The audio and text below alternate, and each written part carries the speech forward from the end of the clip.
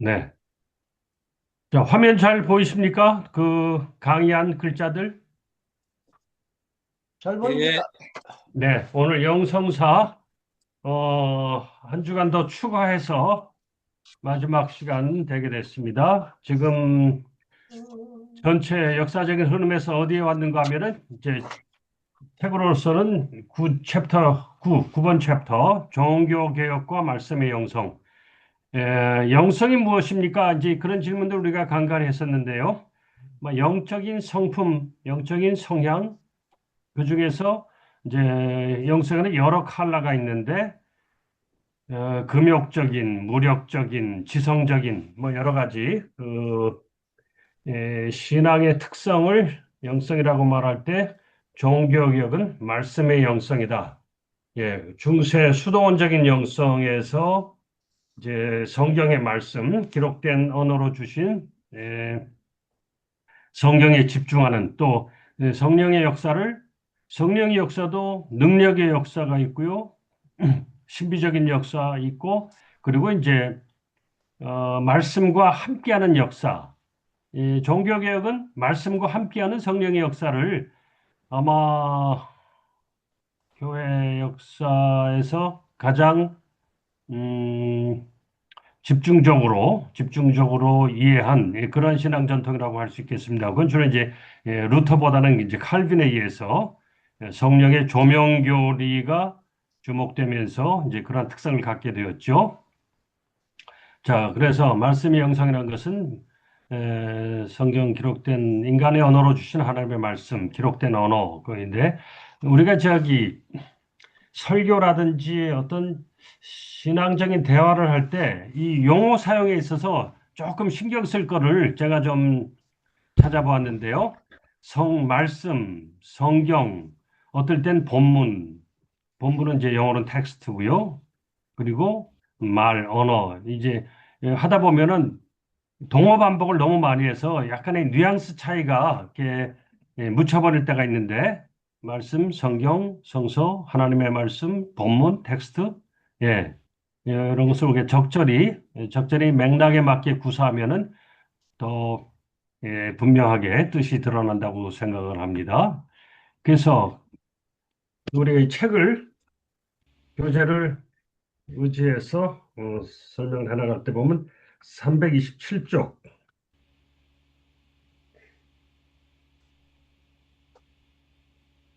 327쪽 보겠습니다. 그러면 어,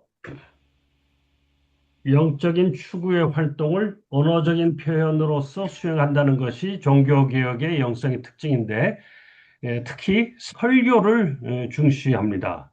설교란 뭐냐? 종교개혁자들의 이해에 있어서는 하나님의 말씀을 인간의 언어로 표현하는 성례전적인 행동이다. 성례적이라는 것은 보이지 않는 성령의 역사를 눈에 보이는 제도와 절차로 형상화한 것이 성례전이죠. 그래서 성례전적이라 할 때는 눈에 보이지 않는 초월적인 그런 신비주의의 상대되는 말이다. 대비되는 개념이다. 우리가 그렇게 이해하면 될 것 같습니다. 설교는 그저 인간적인 언어 행동이 아니라 성례정적인 행동이다. 이것이 종교개혁의 말씀의 영성의 중요한 그 요소다. 그렇게 하겠습니다. 그래서 여기서 어떤 문제의식을 우리가 갖게 되는가 하면은 말씀의 영성이라는 건 종교개혁 전통은 말로 하는 사역을 중요시 여기는 것인데 이 말로 하는 사역을 어떻게 할 것인가? 특히 개신교는 이제 리폼드 루터나 뭐 여러 저기 약간의 차이를 그 안에서 나누지만 그래도 개신교로 하면은 에, 인간의 언어로서 하는 사역에 중심을 두는데 이 언어로서 말로 하는 사역이 자칫하면은 이 공허해지고 무의미해지고 부패해지는 거 아니겠습니까? 특히 우리 한국 그리스도인들은 이 점을 이 점을 각별히 생각을 해야 될 것 같아요. 왜냐하면은 말로 하는 사역이 퇴행되고 부패하고 무의미해진 그런 전통을 우리는 그 유교의 정신사에서 경험하지 않았습니까? 그래서 제가 김훈 작가의 남한산성 많이 읽히고 영화화된 소설이죠. 남한산성에서 역시 우리 김훈 선생이 그런 얘기를 잘 표현을 해 놓으셨어요. 예, 조선 후기 성리학 퇴행기에 유학자들의 말로 하는 정치. 남한산성에 갇혀서 실질적인 해답은 전혀 강구하지 못하고 또 실질적으로 어떻게 해야 될 그런 의지도 없이 끊임없이 말로만 그 난국을 어떻게 해칠 것인가, 말로만, 관념으로만, 죽은 언어로만 이제 주고받는 그런 모습을 그 적나라하게 묘사한 부분이 있었습니다. 그래서 우리 한국 기독교인들의 지성 구조와 조선후기 성리학자들 아주 유사성이 있다는 거죠. 어떤 점이냐면은 추상관념론, 그리고 탈역사, 탈현실, 탈콘텍스적인 명분론, 그리고 실제 현실과 떨어지게 되니까 끊임없는 계보 다툼의 권위주의와 교조주의, 그리고 관념의 세계 추상화될 때 빚어지는 그런 특징인 다맥락적 사고의 부재, 그리고 당파성, 사대성, 국제적인 폐쇄성, 이런 것들이 우리가 한국 그리스도인들이 한국교회의 체질을 개선하기 위해서 살피고 돌아보며 성찰해야 될 조선 후기 성리학의 멘탈리티다. 그런 점을 생각하게 됐습니다. 그래서 제가 우리 단톡방에도 올려놨습니다만 지난 1월 19일부터 21일까지 울산에서 21세기 복음주의, 즉 복음주의, 20세기 복음주의를 버전업하기 위해서 우리가 어떠한 역사관을 가져야 될 것인가, 역사적 사고를 연구해야 될 것인가, 그런 프로그램을 가졌었는데요. 거기서 우리 한국사학자인 백승종 선생을 모셔서 이런 점들을 좀 돌아보았었습니다.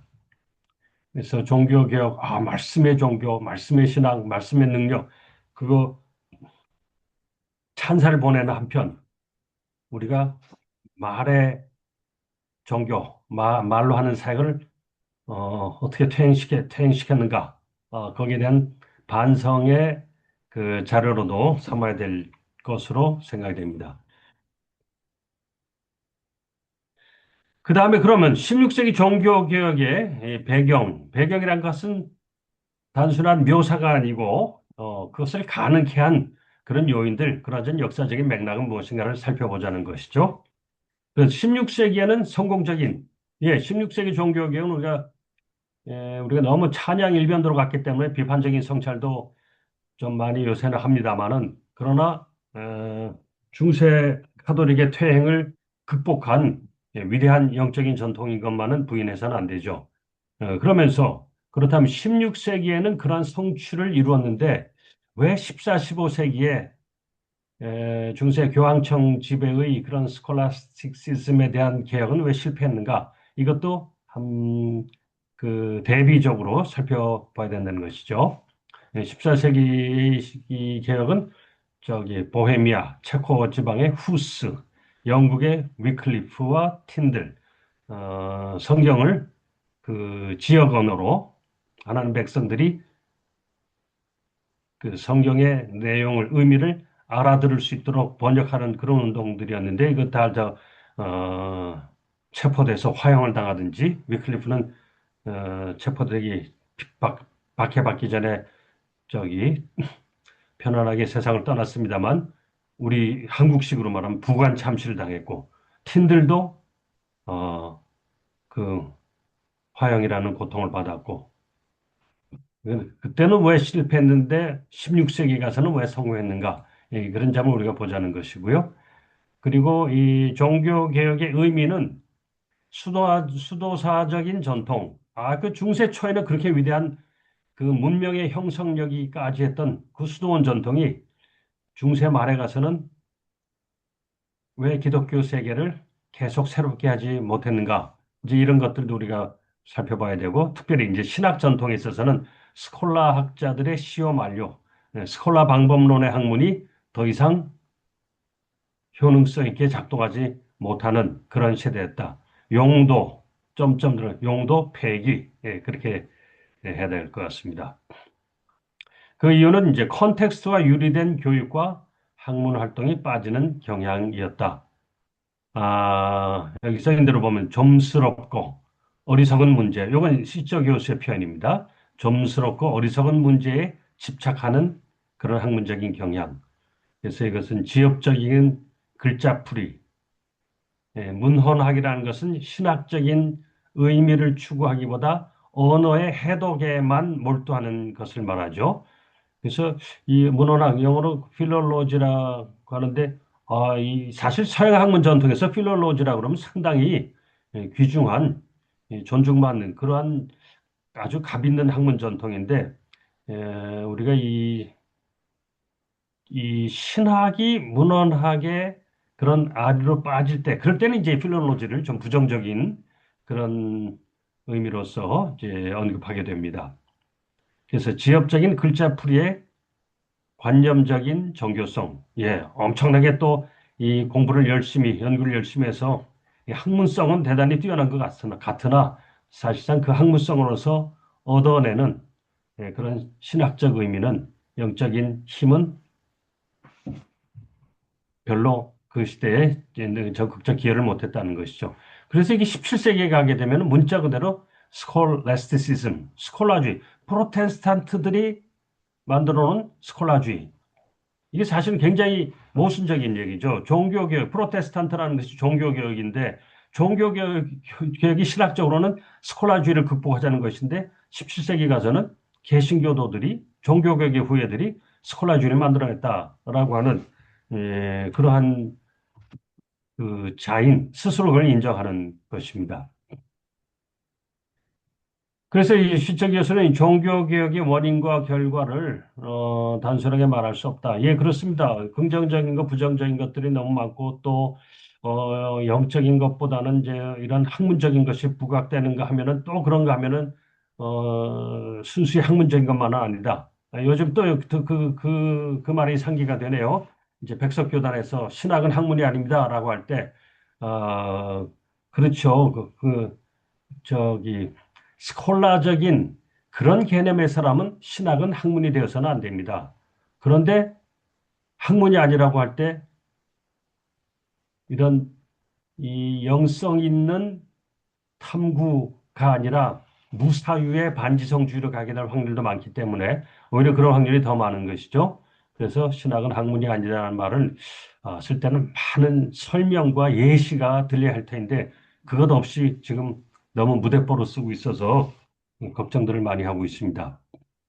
329쪽에 한번 읽어볼까요? 시적 교수가 뭐라고 말하는지.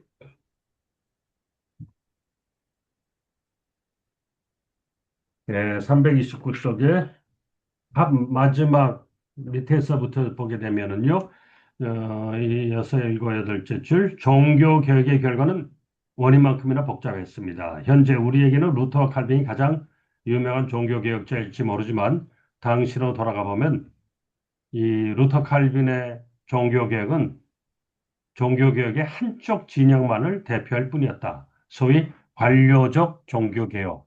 자, 그래서 종교 개혁을 논할 때 종교개혁의 여러 그 갈래들을 보란 얘기입니다.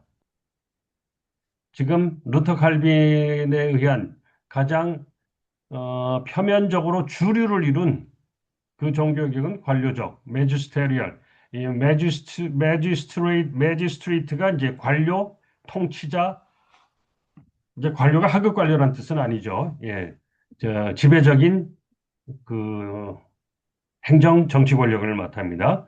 그래서 그렇죠. 저기 관료적이란 말이 좀 맞지는 않죠. 차라리 정치적 종교개혁이라고 그럴까 그래야 될 텐데요. 예, 정치적 지배 권력과 손잡고 추진된 종교개혁이란 말에서 관료적 종교개혁이 있고 레디칼 종교개혁은 레프트 윙이라고도 합니다만은 이 아나베프티스트 전통들처럼 순수한 종교를 찾는데 어떻게 국가 권력이나 영방 제후들과 손잡고 종교개혁한다는 것이 그의 말이 되는가? 우린 좀 더 순수하고 본질적인 신앙의 개혁을 추구한다 해서 레디칼 종교개혁. 그리고 이제 잉글랜드의 종교개혁은 또 약간 그 특색이 달랐기 때문에 이 학문적으로 연구할 때는 또 하나의 그 분류로서 이 범주를 설정합니다. 그래서 종교개혁에는 루터 칼빈식만 있는 것이 아니고요.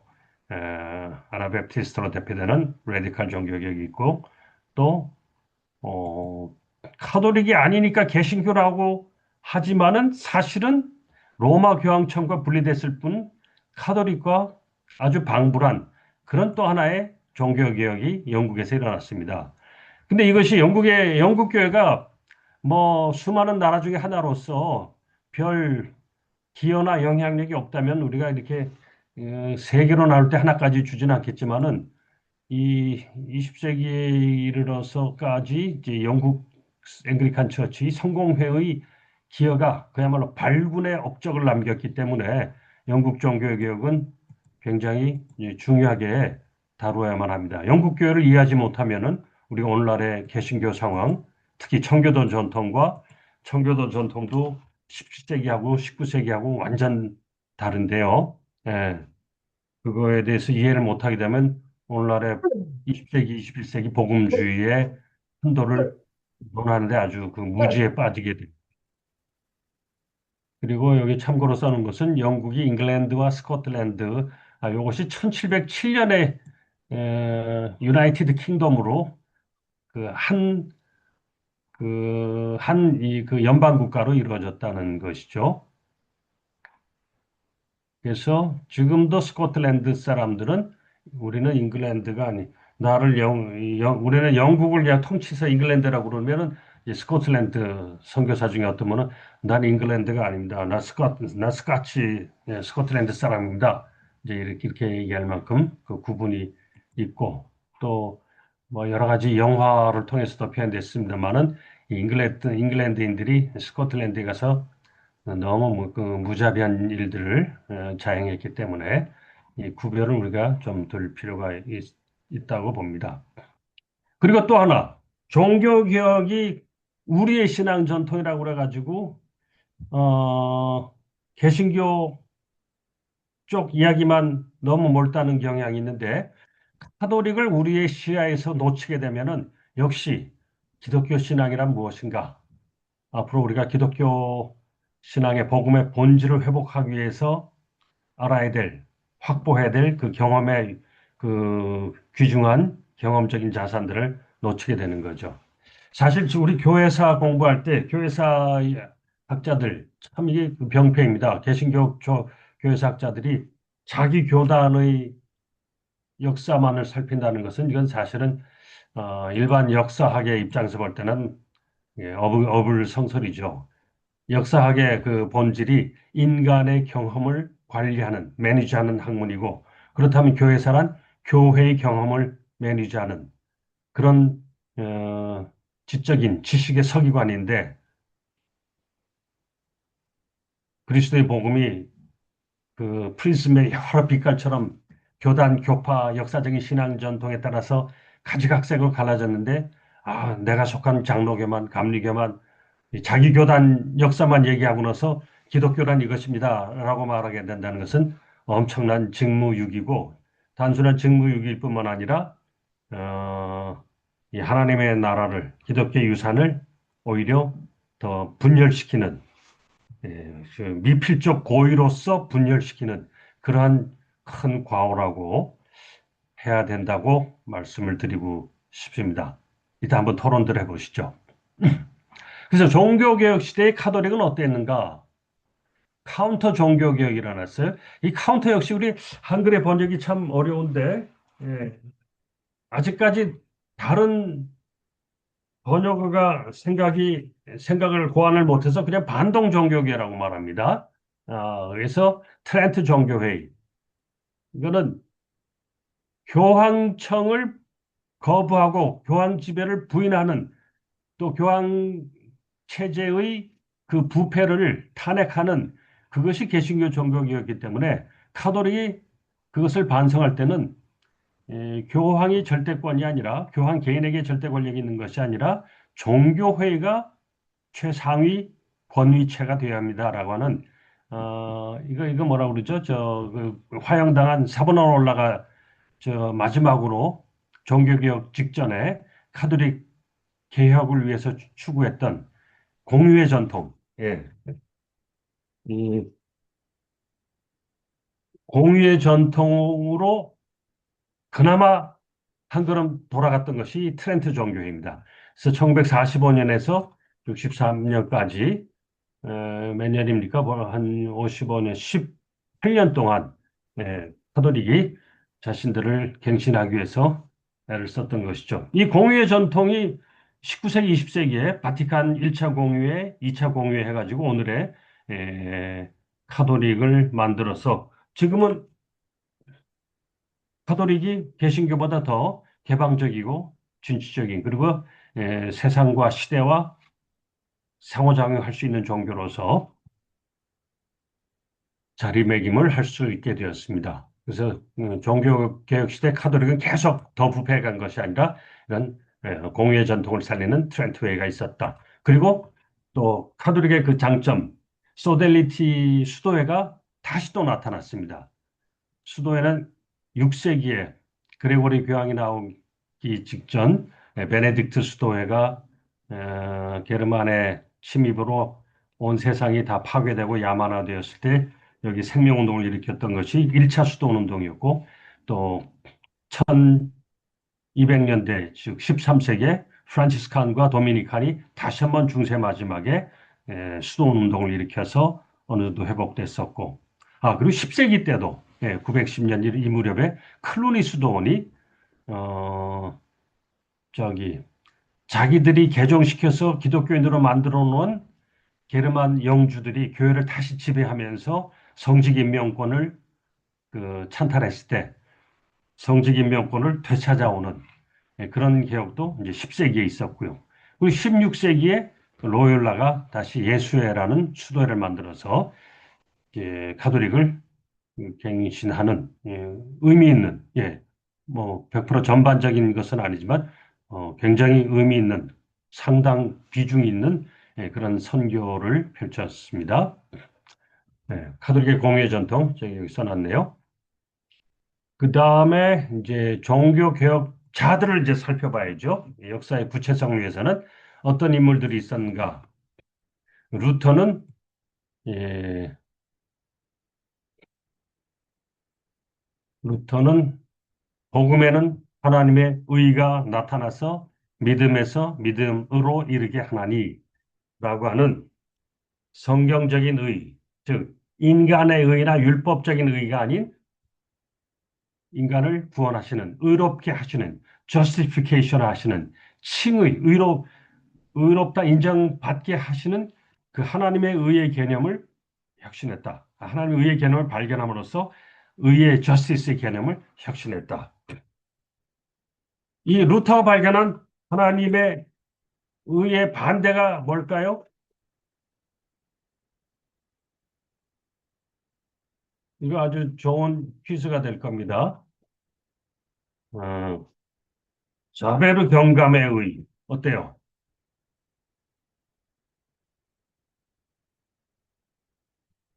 장발장의 죄를, 그 죄를 내버려 두고는 발 뻗고 잠을 못 자는 완전 그 율법적 의의 컴플렉스의 화신, 자베르 경감의 그 사람도 의를 추구했습니다. 근데 그 의는 루터가 발견한 하나님의 의가 아니라는 것이죠.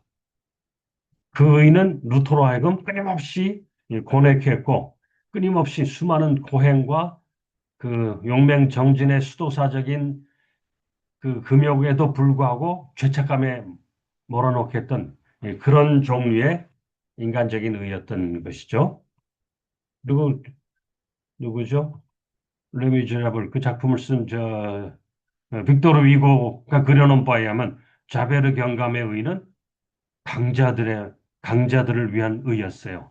강자들의 모든 그런 난폭한 불의에 대해서는 자베르는 아무런 문제의식 못 느끼고 그 무력한 코세트만을 잡아 집어넣고 그 장발장만을 추적하는 그런 모습을 우리 저 위대한 문호 빅토르 이고가 잘 그려 놓았습니다. 그래서 루터의 의가 뭐냐 할 때는 이렇게 우리가 좀 비교해서 보는 것도 그 인문학적인 저 서양이 그럴 때 유용하게 신학을 신학을 더 생기 있게 만드는 그런 도구로 쓰인다고 하겠습니다. 그리고 종교개혁제에서 우리가 뺄 수 없는, 우리는 오히려 더 중요시 여기는 칼뱅의 신학. 이 칼뱅의 신학의 특징이 뭡니까? 이제 이걸 봐야 되는데요.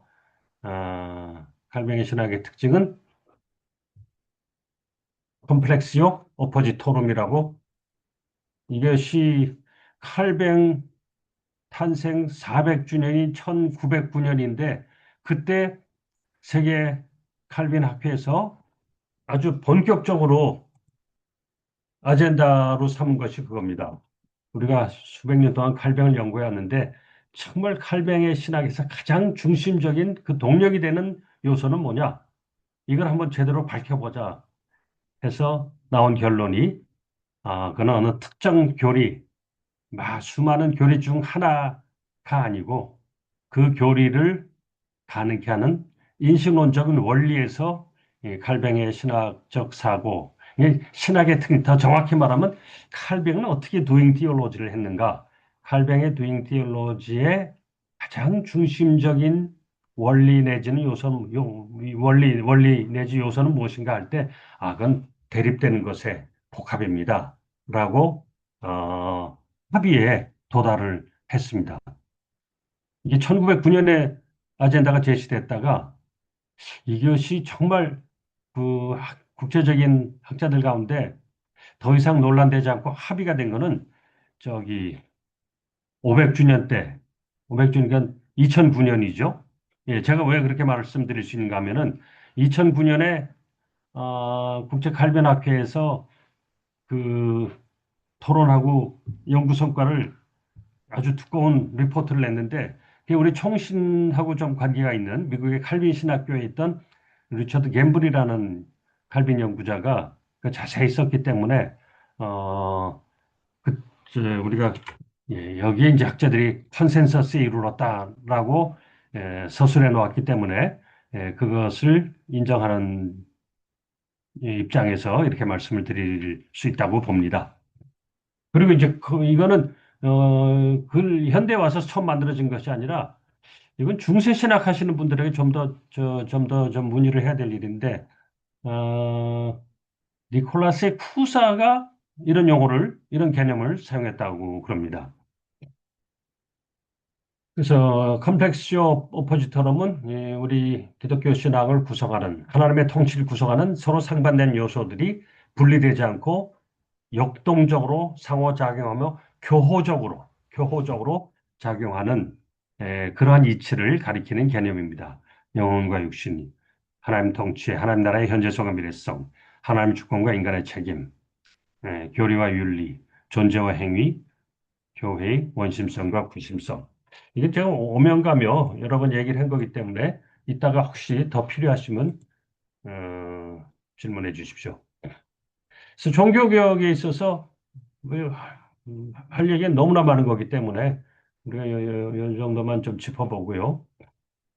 그 다음에 이제 10과에 가면은 이 시적 교수가 2000년 교회 역사를 종교개혁 다음에 어, 복음주의, 에반젤리칼리즘으로 띄었어요. 그건 왜냐하면은 오늘날의 20세기, 21세기, 오늘날의 신앙의 현실과 가장 직결되고 오늘날의 여러 가지 신앙 활동들, 목회, 부흥운동, 신앙운동과 직결되면서 원천이 되는 전통이 이 복음주의이기 때문에 그 중간에 그걸 띄었다고 봅니다. 왜냐하면 17, 18세기는 뭐, 경건주의, 계몽주의, 뭐 이렇게 좀 이론적인 논쟁들이 많기 때문에 영성의 역사로 다루기에는 조금 산만해지는 것 같습니다. 그러나 물론 이 복음주의가 17세기 경건주의와 얀센주의 등 그 이성의 시대, 교리의 시대, 논쟁의 시대, 그때 이 수면 하에서 흐르는 영적인 수맥의 그 이라는 점은 우리가 기억을 해야 되겠습니다. 그래서 제가 약간 써놨어요. 16세기 쭉 해서 이 각 세기별로 그 신앙의 패턴과 영적인 운동이 어떤 것이었는가? 16세기 종교개혁 앞에 고전적 클래시칼이라는 말을 쓰는 걸 봤어요. 미국 학자들이. 클래시칼. 왜 클래시칼이라고 그럴까요? 16, 17, 18, 19, 오늘날까지도 우리가 이제 종교개혁 전통에 속했다는 것을 표방하지 않습니까? 리포미드. 그래서 종교개혁 전통이라고 그러면은 큰 뜻으로는 이제 개신교라는 뜻이고요. 좁은 의미로는 칼빈을 따르는 루터란이 아니다라는 뜻으로 리폼드라는 용어를 씁니다. 근데 따지고 들어가면 리폼드와 루터란은 그 문명사적인 차원에서 보면 너무나 차이가 나는데 이제 카톨릭하고 비교하고 뭐 아나베프티스트와 비교하면은 비슷비슷한 큰 범주로는 하나의 범주에 속하고 하는 그런 것이기 때문에 여러 그런 의미의 구별이고요.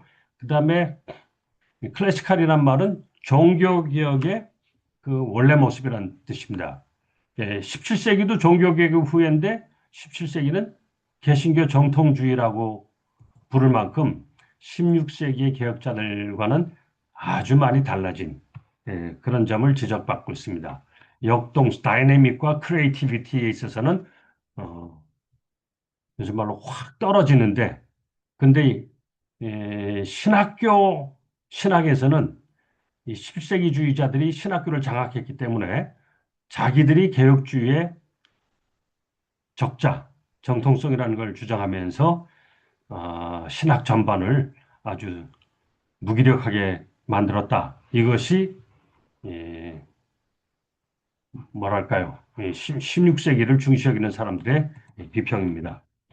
지금 이 자리에는 저기 17세기 정통주의 그 조직신학자는 안 계신 것 같아서 큰 반발은 없을 것 같습니다만 한번 또 이따가 토론해 주시면 의미 있는 내용이 나올 것 같습니다. 그래서 17세기 개신교 정통주의는 유사개혁주의라고까지도 비판도 받을 수 있고 또 찬동하는 쪽에서는 우리가 개혁주의 16세기에 너무 러프하게 요점만 짚어놓은 것을 돌파만 한 것을 우리가 정교하게 체계를 완성했어 라고 주장하는 사람들도 있습니다. 총신과 합신에 있는 교의신학 교수들이 이제 그런 입장에 있습니다. 근데 왜 유사개혁주의라고까지 하느냐?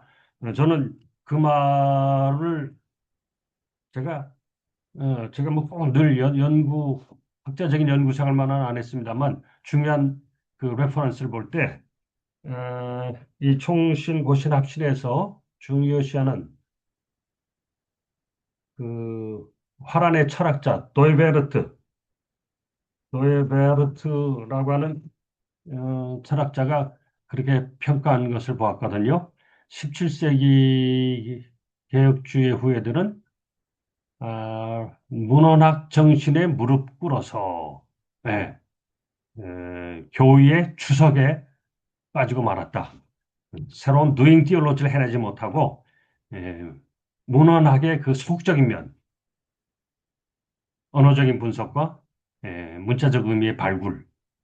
예, 그래서 그 시대의 문제에 해답을 제출하는, 고안해내는 그런 창의성이 없었다라고 말하는데 단순히 데베르트가 유명한 사람이 말해서가 아니라 제가 총신교단에서 신학 배우고 또 우리나라 보수 신학에서 볼 때 너무나 정확한 진단이었다라고 공감이 돼서 이 데베르트 교수의 비평을 아주 적극적으로 공감을 합니다. 그래서 17세기는 개신교가 지극히 제도화되죠. 예. 그래서 개혁적인 신앙운동은 제도권에서는 주류교에서는 일어나지 못하고 이제 대륙에서는 독일 경건주의 모라비안, 영미에서는 청교도 운동 이런 것들이 개혁적인 신앙운동으로서 그 시대의 주류 제도권에 대한 안티테제를 내놓은 것입니다. 그래서 스페인어의 경건주의, 모라비안에 의한 웨슬리로 이어지는 그러한 영적 성령의 부흥, 그리고 청교도는 웨스트민스터 신조를 작성했고요. 그런데 이건 역사적 사실로서 알아둬야 될 것이 우리가 청교도 전통을 굉장히 중시하고 찬양합니다마는 17세기에 국교도에 저항하고 혁명을 일으켜서 폭정에 대항했던 그 청교도 운동은 불행히도 십몇 년밖에 지속되지 못하고 왕정복과되면서 다시 국교도 지배의 세상이 되고 맙니다. 그래서 청교도는 다시 탄압이 대상되었죠. 그래야 우리가 존 번연이 왜 청교도인데 왜 설교하다가 그 베드포드 감옥에 갇혀서 어떠하고 철로 역정을 써냈는가 이제 그 얘기를 알게 되는 것이죠. 그것이 이제 19세기까지 청교도들은 계속 그냥 탄압받는 입장이었기 때문에 1660년, 1700, 1800년대까지 1800년대 중반까지 청교도들 즉 북교도가 아닌 사람들은 옥스퍼드, 케임브리지 대학에도 들어가지 못하고 공직에도 진출하지 못하고 오직 에, 상업, 예, 장사하는 일밖에 할 수 없었기 때문에 순수한 신앙을 추구했다고는 하지만은 그 신앙의 지성적인 측면, 즉 learned piety, 지성적인 경건을 개발할 수가 없었고, 그리고 이 사회와 국가의 주류와 고립되어 있었기 때문에 이 세상을 해석할 수 있는 그런 세계관을 개발하지 못하는 그런 아주 좁은 그러나 열정적인 그리고 종교적인 열심과 상업적인 성공으로서 경제적인 힘을 갖고 있는 그래서 그 시대의 부르주아의 종교가 되고 말았다. 그래서 자유를 엄청 추구했습니다만은 그 자유를 가지고 뭐 할 겁니까? 예, 그 문명의 이상을 제시하지 못하는 그런 자유 사상은 자유 자체에도 성숙한 이해를 갖지 못한다라고 하는 그런 아쉬움에 빠지게 되고 말았던 것이죠. 그리고 이제 18세기에서 이제 주목할 그 교회사적인 사실은 웨슬리와 휘트필드의 부흥운동. 웨슬리가 이 야외 설교한 걸로 유명한데요.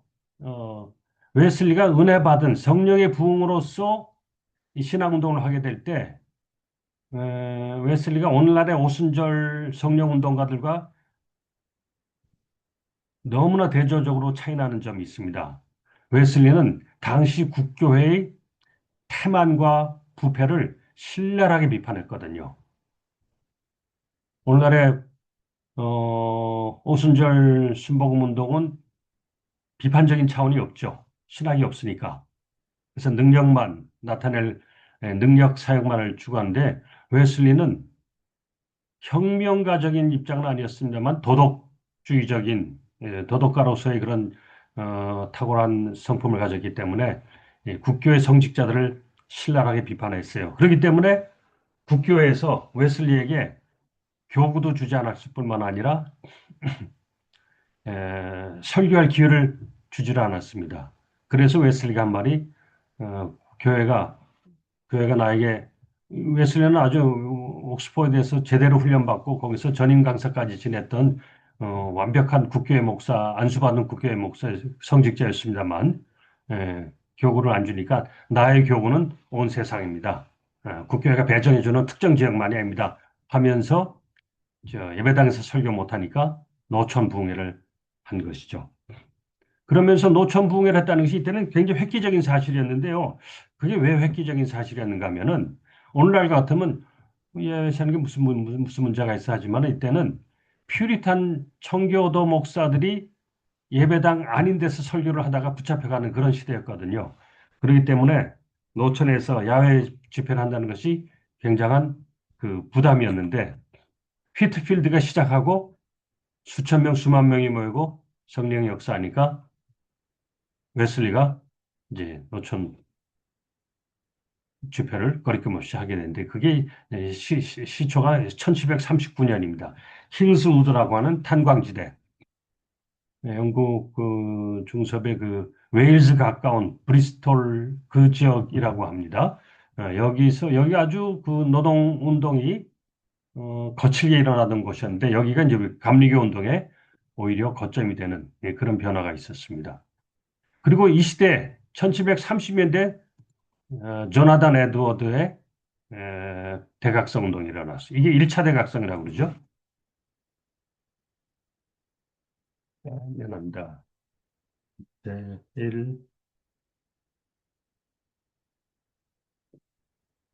제1차 대각성 운동. 미국 교회에서 1차 대각성 운동은 18세기 조나단 에드워드, 2차 대각성 운동은 1830년대, 한 100년 텀을 두고 다시 일어났어요. 그때는 찰스 피니, 이때의 중요한 이슈는 노예제 폐지 운동이었고요. 그 다음에, 어, 3차, 이 3차는 많이 얘기하지는 않습니다만은, 예, 그건 나중에 저기 해보도록 하고요. 그리고 이제 18세기에 시작한 웨슬리 운동이 이제 19세기 산업혁명 이후에 본격적으로 산업화가 이루어지고 도시 빈민과 거대한 노동계급이 형성됐을 때, 영국 사회를 막시스트 노동운동과 혁명으로 가지 않도록 해독제 역할을 하는 메소디스트 부운동이 일어나게 된 것입니다. 그러다가 이제 1, 2차 세계대전을 거치고 20세기 복음주의가 다시 한번 세계 선교 운동을 일으키면서 전 세계적으로 이 복음주의가 글로벌하게 퍼지게 돼서 오늘에까지 이어지고 있습니다. 그러면 여기서 20세기 복음주의는 어떤 거였느냐? 또 평가는 어떻게 될 것이냐? 여기에서 우리가 아주 정신을 바짝 차려야 되는 문제점들이 나타나게 됩니다. 20세기 복음주의의 특징을 베빙턴이라는 사람이 복음주의의 4요소를 잘 정리를 해줬습니다. 이건 베빙턴이 정리했다는 게 중요한 게 아니고, 뭐, 누구나 많은 사람들이 이렇게 네 가지 요소를 하는데요. 그게 4요소가 회심, 그리고 십자가의 속죄를 믿고, 성경의 권위를 믿고, 그리고 전도의 실천. 여기 이제 열정적 실천. 이게 복음주의 네 요소입니다. 신앙의 본질이죠. 그런데 문제는 뭔가요? 본질을 너무 좁게 규정했기 때문에 이, 이 네 개의 요소가 만드는 사각형의 기독교 신앙이 복음이 갇혀버렸다. 이런 평가를 받게 된 것입니다. 그러면 우리는 여기 지금 너무나 익숙하기 때문에 우리는 지금 우리가 아니라 여기 있는 대부분의 분들 총신고신 합신 이 복음주의권의 목회자나 교인들은 이게 너무 익숙하죠. 그래서 물고기가 물속에 있으면은 그 물을 의식하지 못한다는 것처럼 복음주의가 뭐가 문제야? 도대체 뭐가 문제야? 복음주의를 비판하면 그럼 자유주의적이냐? 이런 의식들을 갖게 되는데 우리가 여기서 이제 교회 역사 전반에 관한 기독교 신앙의 전모에 대한 전망이 필요한 것입니다. 그래서 이 사각형 안에 들어있지 않는 이 사각형에서 배제된 그런 신앙의 요소는 뭐냐? 몇 가지만 짚어본다면 일반 은총의 영역, 그리고 일반 은총 영역의 제자도, 이것이 복음주의권 교회의 목회 프로그램에서는 실종되어 있는 경우가 많죠. 세계관, 예. 그래서 세계관 운동이 1990년대에 비로소 일어나게 되죠. 뭐 아서 홈스라든지 뭐 이런 사람들 저 1974년에 1차 로잔 대회 이후에 비로소 우리 복음주의도 세상과 사회에 대한 적극적인 자세를 추구합시다 해가지고 이제 기독교 세계관이 이제 그제서 일어나는데 그러나 일반 은총 영역에 워낙 제한되어 있기 때문에 세계관이란 것은 교회 밖의 세계를 말하는 것인데 복음주의 운동에서 추구했던 세계관이 너무 지적으로나 사회적인 실천에 있어서나 너무 미약했었습니다. 아주 엄밀하게 신랄하게 말한다면 중학생 수준의 이 사회 철학. 예. 그러다가 그나마 이제 세계관도, 기독교 세계관 운동도, 이제 멈추게 된 상태이고요. 신조적인 정밀성만을 추구하는 그런 강력한 전통이 윤리적 가치에 대한 성찰을 가로막았고요. 그래서 종교의 영적인 차원과 문화적 차원에 대한 인식이 부재했고, 따라서 문명의 이상을 제시하지 못하는 노답, 노앤서의 종교가 되고 말았습니다. 그리고 가장 치명적인 것은 개인주의, 원자론적인 개인주의에 지배되어서 사회구조와 공동체의 질서에 관한 문제를 논할 때 모든 사회적 문제는 모든 개인 한 사람 한 사람이 회심하고 그리고 자동적으로 도덕적인 변화를 일으키면 해결된다는 이제 이런 신념이 여전히 지배하고 있는 것이죠. 이게 라인홀드 니버가 모랄 맨 앤드 임모럴 소사이티를 써가지고 어, 그 사회와 조직과 집단의 비리와 악의 문제는 모래알처럼 흩어져 있는 개인 한 사람 한 사람이 회심한다고 그 변화시킬 수 없다, 변화되지 않는다라는 얘기를 충분히 논증했음에도 불구하고 이 책이 식자층에서는 센세이션을 일으켰으나 과거의 그 블랙의 교수의 축소지향적인 층이론의 경우처럼 회중 전반에는 침투하지 못했다는 것. 이게 사실 너무나 중요한 문제죠. 우리가 아무리 올바른 신학적인 도리를 논해도 목회자들은 나의 목회와는 상관없고 나의 교회를 유지하는 데는 도움, 나쁜, 나 개인적으로 반대하지 않으나 나의 목회 생활하고는 관계없다라고 하는 이제 이런 것 때문에 침투가 되지 않습니까? 침투가 되지 못하고 있는 것이죠. 그러한 현실 때문에 1930년에 이 학문적으로는 다뤄졌던 것이 2025년까지도 여전히 이 효능은 발휘하지 못하고 있습니다. 얼마 전에 보니까 어, 이런 스터디 그룹 중에서 어떤 정치학 하신 분인가 이 책을 지금 강독해 하는 그런 모임이 하나 있었던 걸 봤습니다. 그래서 구조적인 사회학에 막히고 강자 친화적인 성향으로 인하여 20세기 복음주의는 열은 있으나 빛은 없는 종교가 되는 결과를 맞게 되었다라고 하는 비평적인 코멘트를 받게 되었습니다. 그럼 이제 복음주의에 대한 비평을 먼저 말씀드렸는데요. 그럼 복음주의는 포지티브한 면에서는 어떤 가치와 기여를 했는가? 이건 본다면요. 359쪽 이하인데 복음주의는 기독교 신앙이 종교적인 예전, 제도, 국가의 보호와 지배 속에 들어감에 지배에 복속됨에 대한 반발로서 태어난 태동한 신앙운동이라는 점입니다. 그래서 내면의 진정성을 추구하고 실종되었던, 은폐되었던 성령의 역사를 다시 불러일으키고 고취하는 예, 그러한 희망, 그러한 추구에 의해서 성립된 신앙 전통이라는 사실입니다. 복음주의 전통을 잘 말해주는 또 근거하는 성경 구절은 요한복음 3장. 시저 교수가 니고데모와의 대화에서 성령으로 거듭남에 관한 그 본문을 제시해 주었죠. 이것이 복음주의의 그 근원적인 생명의 근거다. 인물을 따진다면은 존 뉴턴을 들었는데요. 뭐 이 복음주의의 그 태동에 관해서 중요한 인물들은 여러 분이 있습니다만 존 뉴턴을 들은 이유는 아마도 잘 이해하기 쉽도록 어메이징 그레이스의 작가이기 때문에 들은 것 같아요. 예. 존 뉴턴이 하나님의 은혜를 체험하고 어메이징 그레이스를 써서 복음주의의 찬송가 중에 이게 넘버 원이죠. 예. 어떤 찬송가가 가장 애창되고 있습니까? 라고 말할 때 대개 넘버 투 이하를 얘기합니다. 왜 넘버 원은 어메이징 그레이스는 부동의 그 1위 곡이기 때문에 그렇습니다.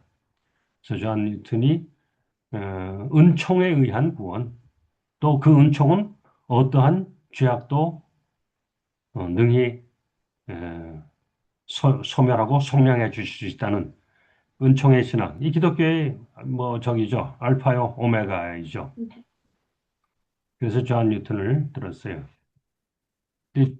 존 뉴턴에 대해서 시적에서 저기 기록해 놨습니다만은 이 회심이라는 것이 회심의 첫 단계라는 것이 얼마나 신뢰할 만한 것이냐, 얼마나 능력 있는 것이냐 할 때 계속 우리가 주목해야 될 것이라는 점, 그 점을 지금 우리가 21세기에 복음주의 전통을 어떻게 버전업해야 되는 업할 것인가, 업해야 되는 그런 시점에서는 이 점이 중요해집니다.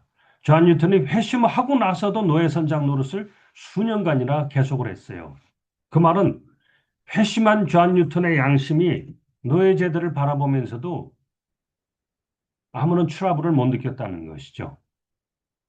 성령께서 더 깊이, 더 우리 인격 전 분야를 뒤집어 놓으셨더라면은 회심하자마자 노예제도를 버렸어야 할 터인데 그렇지 못했어요. 이것이 이제 우리 인간성의 현실인 것이죠.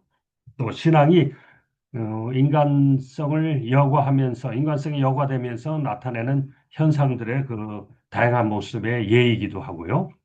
음.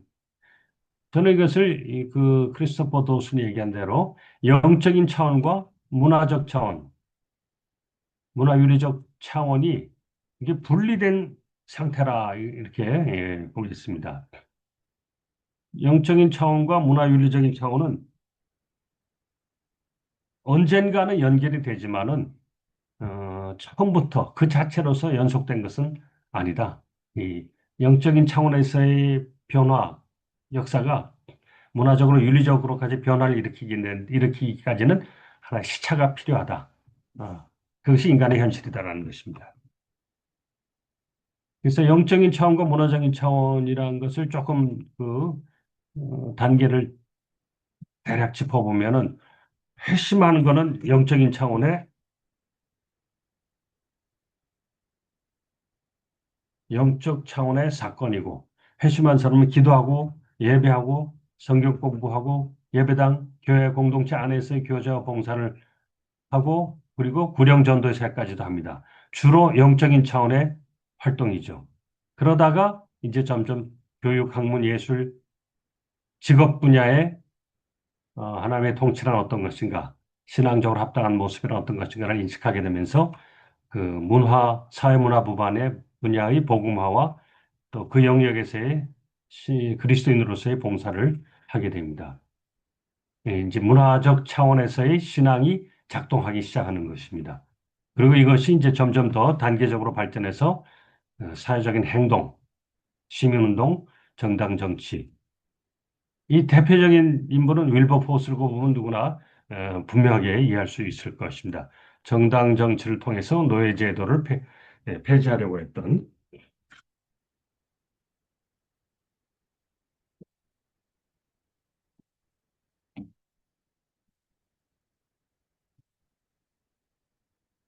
그리고 특이한 경우이지만은 신앙은 혁명을 일으키기도 한다는 것이죠. 예. 우리 맹목적인 보수 신앙에서는 혁명 자체가 악인 것을 여기지만은 기독교 신앙과 혁명의 관계를 간략히 논한다 할지라도 에드먼드 버크가 프랑스 혁명은 저 가치를 인정하지 않았지만 미국 독립혁명은 레지티머트하다, 정당하다라고 한 것처럼 에, 혁명이 어떤 가치를 어떠한 방법으로 추구하느냐를 봐야 되고 혁명을 하지 않음으로써 계속되는 반복음적인 현실과 혁명을 실행함으로써 벌어지는 복음적 가치의 훼손 이거를 분별할 수 있어야 된다라는 그 점입니다. 아브라함 카이포 복음주의권 안에서 이런 사회적인 변혁을 논한 사람들이 이제 아브라함 카이포를 많이 찾는데 아브라함 카이포가 안티 레볼루셔너리 반혁명당이라는 프랑스 혁명을 반대했다는 것만 부각시킬 뿐 프랑스 혁명을 반대하면서 어떤 방식으로 그 당시의 사회 모순을 해결하려고 했는가 여기에는 관심 자체가 없는 걸 볼 수가 있는데요. 이거는 이제 건전한 보수가 아닌 것이죠. 예, 마지막으로 11과 그럼 이 복음주의 전통 다음에 이 시저 교수가 우리에게 보여주는 영적인 운동으로서 20세기의 역사를 볼 때 마지막 단계는 선교적인 영성이다. 이걸 모험, 어드벤처라고 말했습니다. 예. 선교는 기독교 신앙의 내면성과 외향성 중에서 이 외향성 또는 원심성을 웅변적으로 보여주는 현상들입니다. 이것 때문에 서구 문명은 이것 때문이 아니라 이런 선교적인 영성, 선교적인 운동이 나오게 된 건 기독교의 본질인데 그것 때문에 에, 로마 이래로 기독교에 근거한 서구 문명은 미셔너리한 네이처, 외향적인 선교적인 속성을 갖게 되었다라는 평가를 받습니다. 복음은 유대 민족주의와 유대 종교 문화 속에 갇혀 있다가 그 틀을 깨고 나가게 되고요. 로마 헬레니즘 문화 속에 들어가서 거기에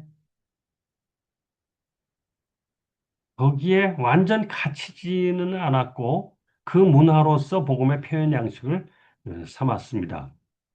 그러나 로마 헬레니즘 문화 속에 들어가서 그 변혁하는 데는 사실 성공하지 못했죠. 그래서 로마가 멸망한 다음에 이제 중세라는 거대한 기독교 문명을 형성하는 그런 큰 역사를 이루었고요. 그러니까 313년에 공인되고 나서 476년을 멸망으로 삼는다면 한 세기 반 갖고서는 그 사회를 변화시킬 수 없다. 그리고 이제 치명적인 약점이 기독교가 국가와 제휴하게 되면은 영성을 잃는다. 그거는 우리가 분명히 봐야만 인정을 해야만 할 점입니다. 왜냐하면 17세기 개신교 정통주의도 역시 제후 세력과 결합함으로써 그렇게 됐고, 그리고 20세기 복음주의가 20세기가 끝날 때쯤 힘을 잃은 것도 역시 그것이죠. 20세기 복음주의는 자본주의 문화 속에서 형성되었기 때문에 강자지향적인 중상류계급지향적인 종교가 되면서 사회의 그 비복음적인 하나님의 통치에 거스르는 현상들과 싸우지 않게 되었기 때문이죠. 예. 그래서 이 역사를 볼 때 기독교 신앙은 자기의 모태가 된 그 문명을 변화시키는 그런 힘을 발휘했는데 그런데 이제 복음주의는 기독교를 거부하고 기독교를 박해하던 수많은 나라와 민족들을 개종시키기는 했습니다마는 오늘날 아주 심각한 갈림길에 놓여 있다. 기독교가 하나의 그 문화 종교가 될 것이냐, 정치 종교가 될 것이냐, 아니면 모든 인간적인 것들을, 모든 인위적인 것들을, 모든 피조물에 속한 것들을 비평하고 새롭게 생명을 주는 하나님의 통치의 운동이 될 것이냐. 그것이 지금 갈림길에 있습니다. 그래서 결론이 복음주의 새로운 버전이 시급히 요구됩니다. 로잔 4가 아주 시금석이 되는 사건이었어요. 그래서 지금은 20세기 복음주의 막다른 골목이다. 네. 유통, 기한, 만료.